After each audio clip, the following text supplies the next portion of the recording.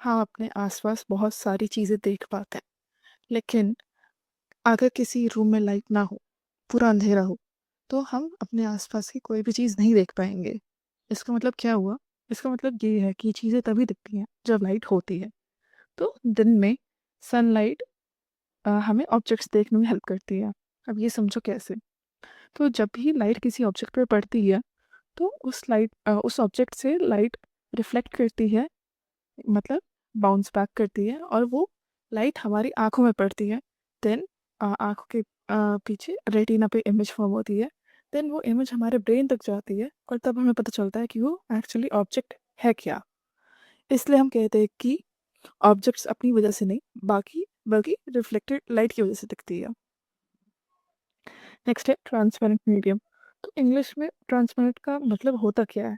मतलब है कि पारदर्शी, मतलब जिसके पार हम देख पाएँ। तो ट्रांसपेरेंट मीडियम मतलब क्या हुआ?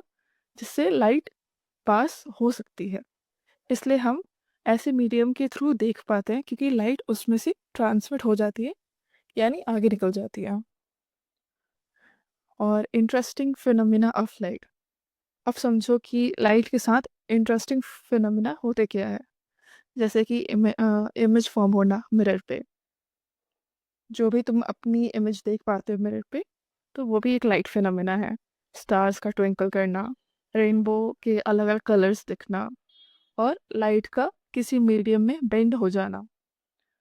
तो इन सबको समझने के लिए लाइट की प्रॉपर्टीज हमें पढ़ना बहुत ज़रूरी है।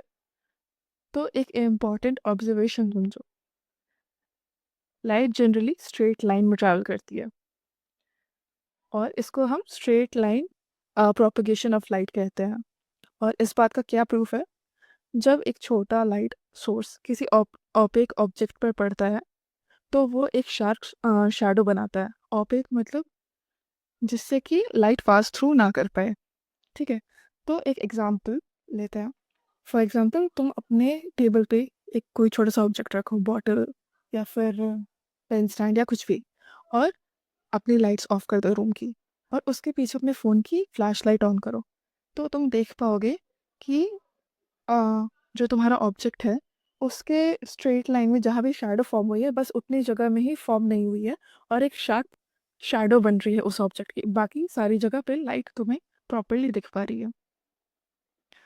तो ये बताने के लिए कि लाइट सीधी लाइन में चलती है, ठीक है?